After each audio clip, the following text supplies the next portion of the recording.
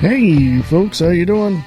This is Wayne S. Pierce for Eastland Radio Repertory Theater, wanting to remind you that there is a live broadcast this Wednesday, Thursday, and Friday at 8 p.m. Pacific, 11 p.m. Eastern at Eastland Radio Repertory Theater on Spreaker. That's Eastland Radio Repertory Theater on Spreaker.com.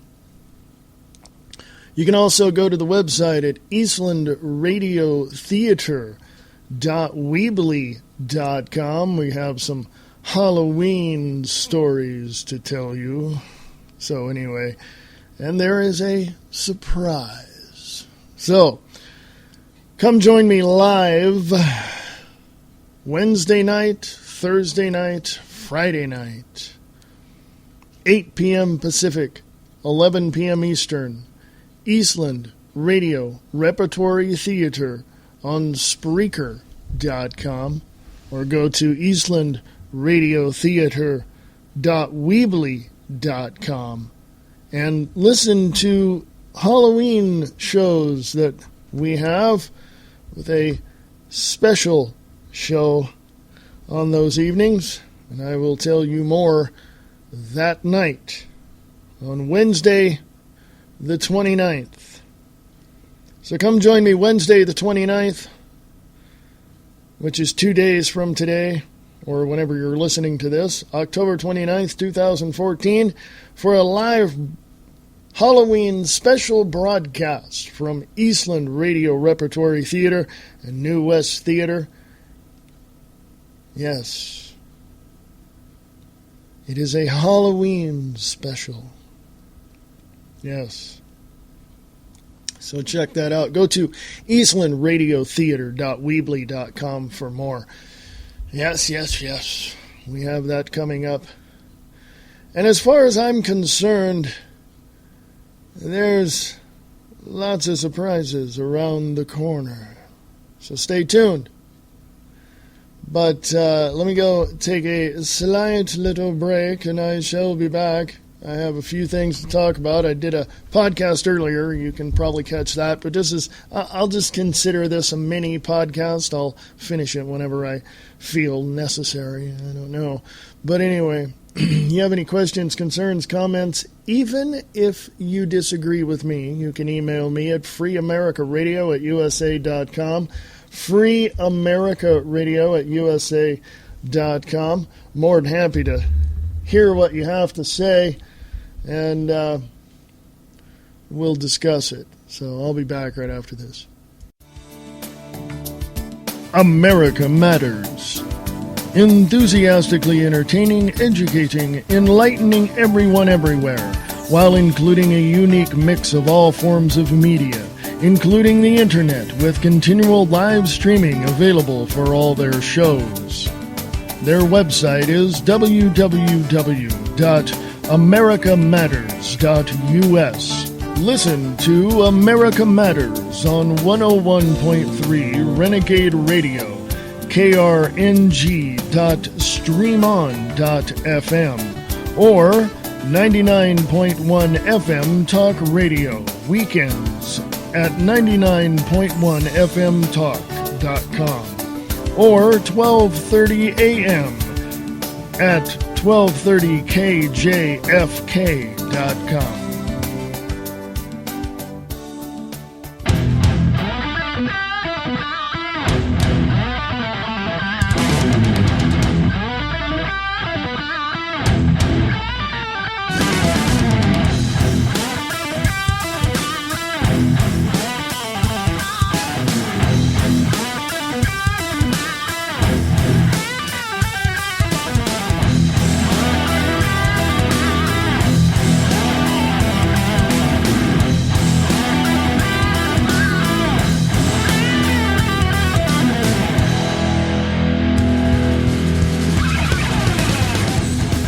Hey, folks, this is Wayne S. Pierce for the Eastland Radio Repertory Theater. Wanted to talk a little entertainment news. Yes, let me grab some for you. Because I don't have it in front of me. This is teleprompter-free radio, and I've got the face for it. Anyway, I'm just saying. I'm just saying. Anyway, I have done a lot. I have a theater background. I have, I've been in recording studios. Done a lot. And I'm a big fan of radio plays. I always have been. I mean, since I was a kid listening to CBS affiliates in Stockton, California, do radio plays. And they are popular. I can't tell you that they're not, although you don't hear them much anymore, except, here on Spreaker and other places like that. And honestly, AM radio and all of that is dying. Okay? I mean, it is, because, some people might say, well, no, it's not dying, it's not, whatever. No, it is, because you don't hear quality radio anymore. You don't hear quality radio anymore. You hear bullcrap. Okay? I remember growing up in Stockton, California, and we'd hear KUOP, which was the university station back then. This is in the 70s, early to mid 70s. And then you'd hear, PBS stations, of course, but you'd hear other stations across the AM dial, and that's where I found old-time radio. And my grandmother was, really, she goes, that's all we had when we grew up as kids, was the radio. So I started looking at that, and I started examining, how I could, get from showing off. Remember when you were a kid, you were showing off. Your parents and brothers and said, oh, he's just showing off. Going from that to getting into a career of acting and theater and that kind of thing. And I did. And I found my passion, folks. I found my passion. It really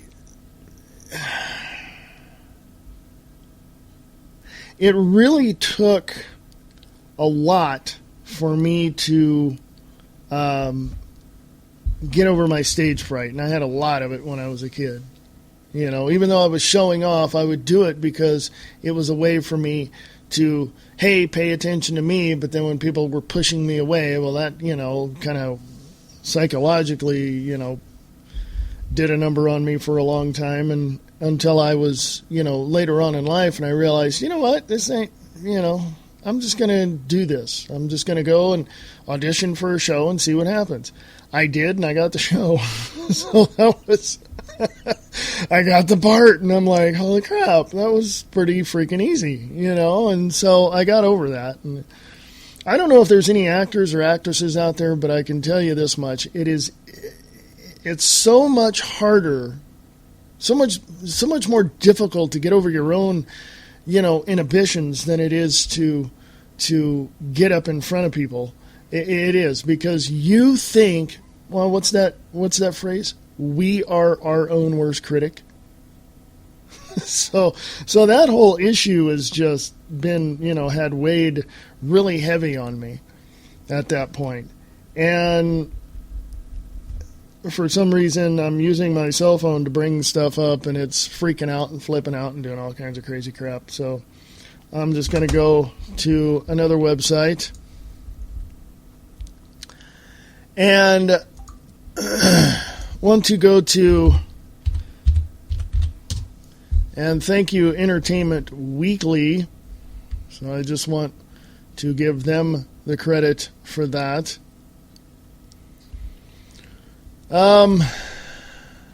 Entertainment Weekly is saying at this point that Benedict Cumberbatch in talks to play Doctor Strange. Remember that? The search for Marvel's Doctor Strange has been a long and winding but it seems to have landed on a doctor who will make the internet extremely happy. Sources confirm reports that Benedict Cumberbatch is in talks to take on the role of Stephen Strange, the selfish and superficial neurosurgeon who recovers from car crash injuries to become a sorcerer supreme, the planet's mystical defender. So, that's something to consider. The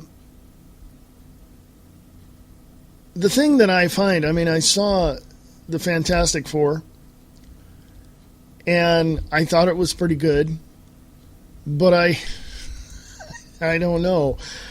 Not having followed the comic book Fantastic Four, I couldn't compare, apples and oranges there, But the thing is that there is a lot of things that you have to really pay attention to when it comes to taking comic book to the screen, whether it be the big screen or the small screen.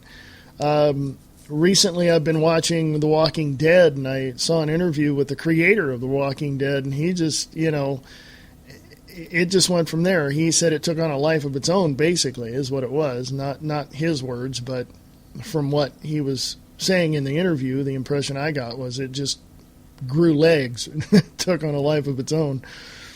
And when you take and you look at comic book stories, and you try to translate them to the screen, the small screen, the big screen, whatever, you're going to run into a lot of logistic problems, okay?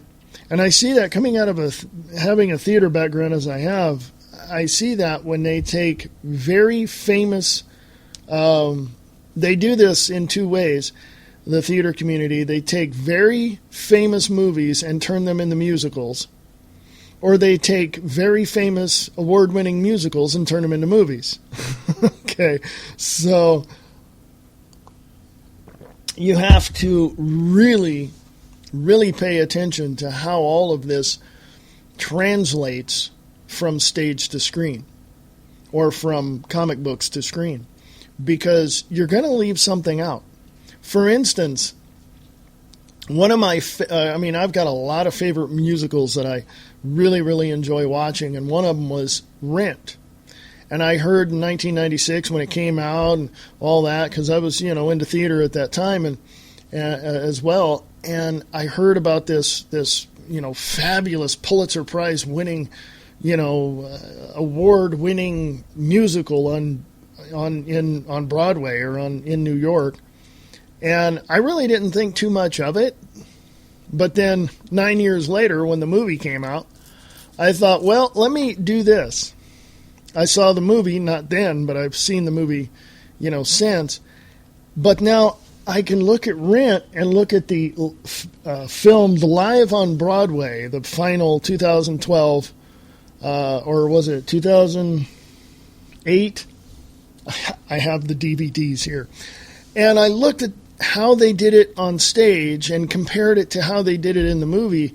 And man, was there a lot of stuff that the story and the theme and everything was fine. But then, man, was there a lot of stuff added that made the stage production that much more, that much better when it came to the interaction of the people as you watch the stage performance on DVD. And it's, so the translation between that really has helped me, see that, yes, there are credible and very viable ways of taking stage productions and turning them into movies.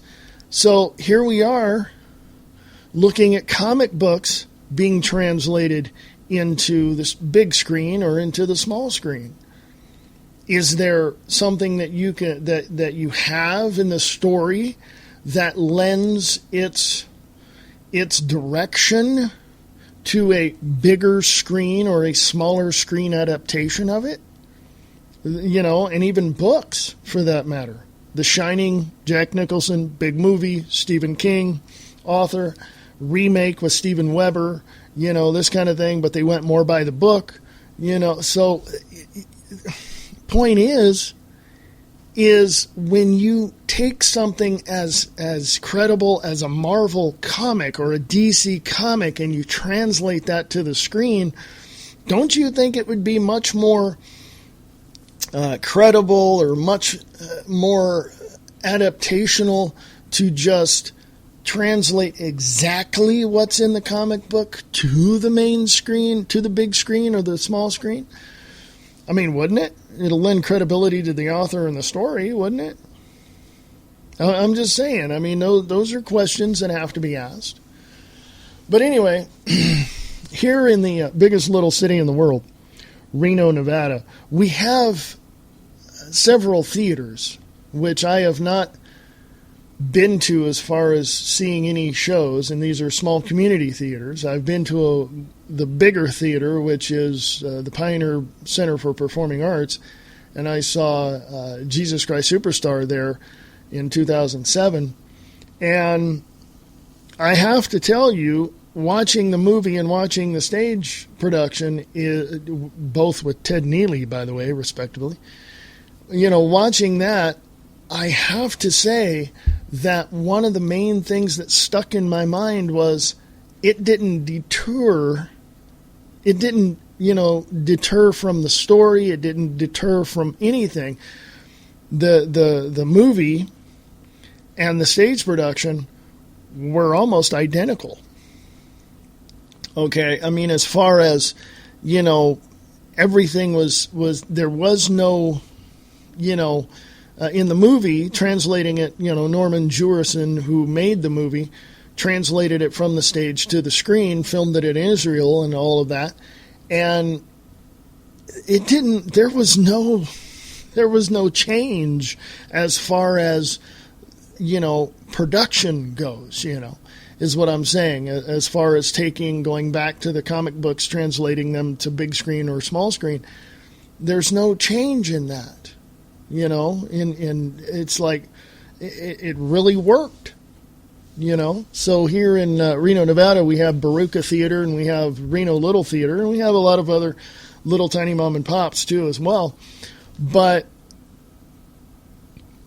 the thing that is needed in theater is new productions, new writers, new directions, new stories. We need that.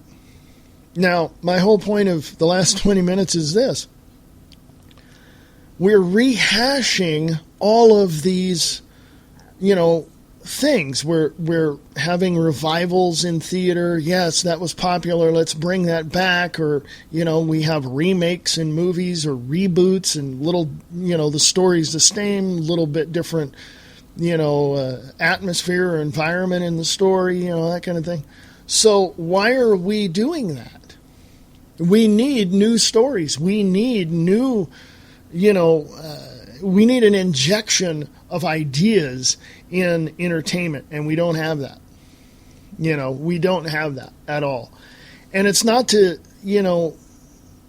refocus people's attention away from what's happening in their own lives either. It's just, taking them from that and just giving them an hour or so of just happy fun and entertainment and laughter and all of that, if that's the case.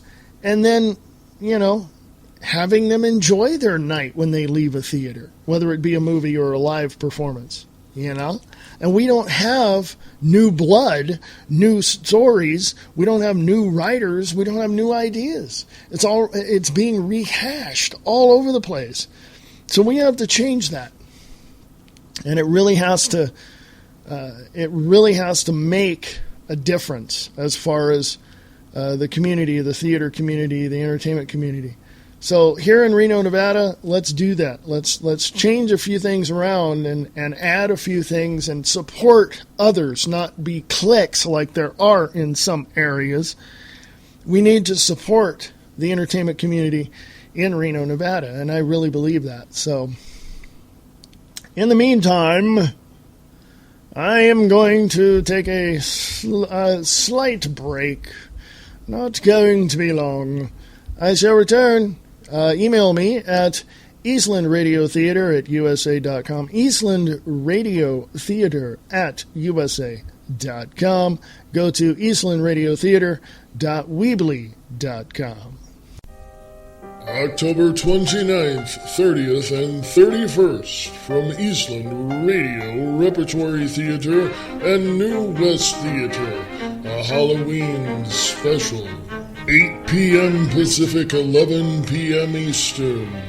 Eastland Radio, Repertory Theater presents a Halloween special just for you. You can also go to eastlandradiotheater.weebly.com.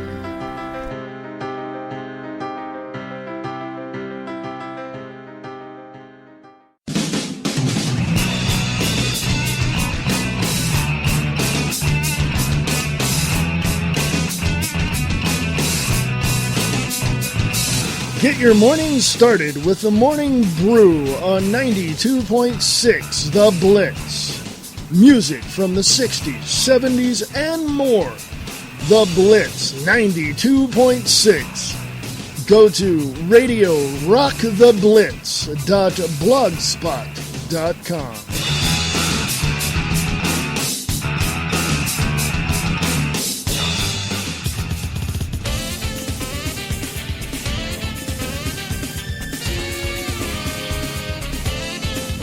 Listen to the Diana and Wayne's Grab Bag Potpourri Talk Show, Friday nights at 8 p.m. Pacific, 11 p.m. Eastern, right here on Spreaker.com.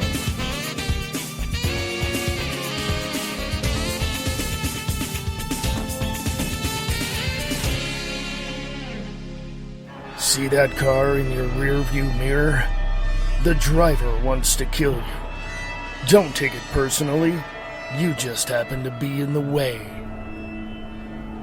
Now, with a gun in one hand and a steering wheel in the other, this distant runner-up in the human race feels empowered for the very first time. At least our boys finally found a purpose in life. Red Asphalt by Scott Cherney. Available at Amazon.com.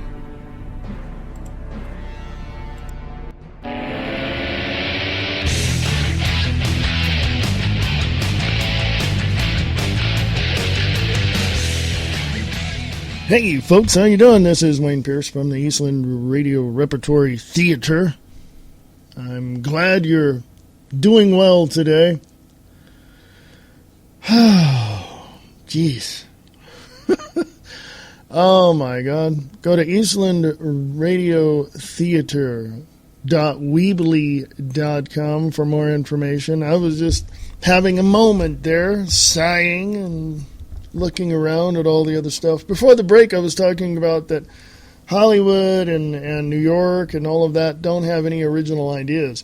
Now, I have to retract that statement because just recently, in the last 2 weeks, I think, I've seen several new plays that are off Broadway. So hopefully they'll get onto the main stage on the Broadway theater.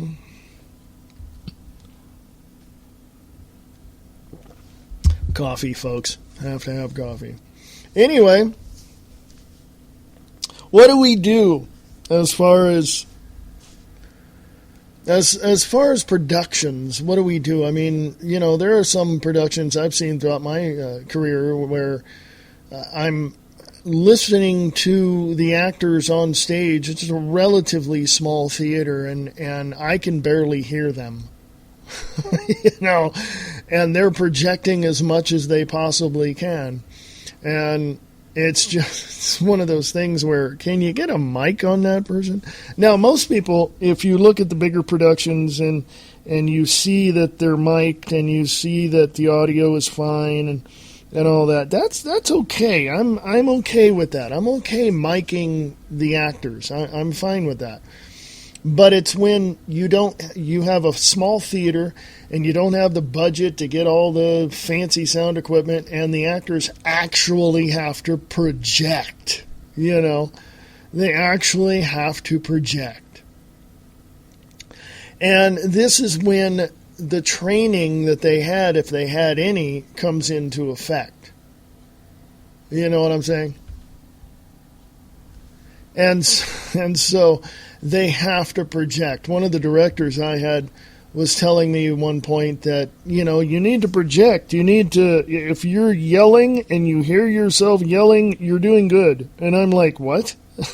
And he goes, yeah, because that person in the back row that has the hearing aid on has to hear you. And I'm like, oh, okay, that makes sense. So you go from there. But interesting when you have a theater full of people and you use a mic and all of that, and you begin to depend upon the technology that's there instead of being the actor that you are and taking the training that you've had and using it instead of depending upon the technology. Now, about that technology, okay, there's plenty of it. There's mics. There's lapel mics. There's all this. What in a, let's say, a small theater which you created and you can seat about 80 people, that's small to me, but some people like that intimacy. I do. I've played 400 or 500, 600 people. I've done all that, and I've played 50. So it's okay to me, But the technology that you use, what kind of mic do you use? What kind of stage mic do you use? There's so many different types of equipment that you can use on stage to help the audience hear you. And I cannot even begin to imagine what goes through a sound person's mind, when they say, well, we need this here, we need that there, what works best? And there's so many different options in those areas as well. What kind of mic do you wear? Do you put the one like, if you've seen, the Broadway shows, their microphones are stuck right in the center of their forehead and they go from there. Then you have the ones that are around the cheeks, or they got that one there that they wear. And there's just so much, but still, as an actor, you don't want to depend upon the technology that much. You want to depend upon your training. And if you have to project, you must project. With me right here talking into the microphone, I'm not projecting as I would if I was on stage, but it would be much louder, And if you depend upon the technology and it's not there, or I've heard this, where you're in the middle of a show and the power goes out. I've heard that happen before, and people break out their flashlights and their cell phones and turn on the light, to put the light up on the stage, that kind of thing. I've heard that happening. So that was, so I'm thinking, well, geez, they depended on the technology too much, didn't they? But anyway, like I said, I wanted to get those 2 points across. That I just made, one on the technology and the other one, and frankly, I honestly don't remember what I was talking about before the break now because I got on this technology rant. But I wanted to point those two things out because I think they're important, and I understand that it is, to me as an actor, I feel that that training goes a long way. I feel that the time you spend putting together a show, the process, is the most important part of any theatrical production. And not only theater, but when you're in front of a camera. I mean, if you've got a production you're doing and you do your scene and then you got to wait for an hour before they set up another shot for you, you have to keep that character in mind. You have to keep the situation in mind and be in the moment. Same thing on stage. I mean, on stage, you can't, stop and have, you just can't do that. You have to be in the moment. And so don't depend too much on the technology. Depend on your training and go through the process and really pay attention to what you've learned And it's not just from the acting classes. It's not just from that. It's from the performance itself. If you feel on stage, if you feel one night you sucked, find out where that was. Go into the theater later on, before everybody gets there, the next day, and just walk through the lines, or have somebody, help you walk through the lines, walk through the blocking. Where did I screw up? I didn't feel right here. Why? Let's find out. So you go through all that. And it's very, very interesting. And I've done that several times, by the way. That's why I say that. But again, I wanted to point these out. I wanted to make sure that you understand that I do have a live performance coming up on, not a live performance, I shouldn't say that, a live broadcast of some Halloween specials that I'm going to be doing on Wednesday, Thursday, and Friday. And 8 p.m. Pacific, 11 p.m. Eastern on Eastland Radio Repertory Theater. That's one thing, so be there or be square. And also I wanted to touch upon my experiences in theater and what, new ideas need to be injected into the theater, and the training that an actor has needs to be really, really, up to snuff. I mean, just because you're an award-winning theatrical actor or whatever, you really still need to practice. Okay, that's what rehearsals are for. Okay, I mean, seriously. So, anyway, I wanted to talk about those two things.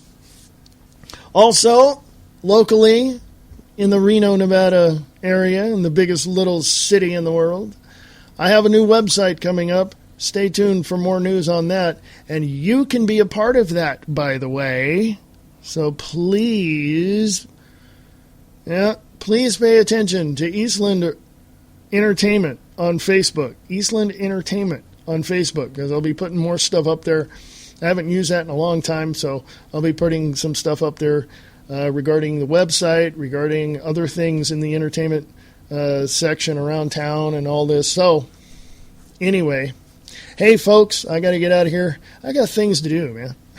So, hey, if you have any questions, concerns, comments, even if you disagree with me, that's fine. Show me why. Eastland Radio Theater at USA.com. Eastland Radio Theater at USA.com. And go to eastlandradiotheater.weebly.com for more information. Have a great day and break a leg.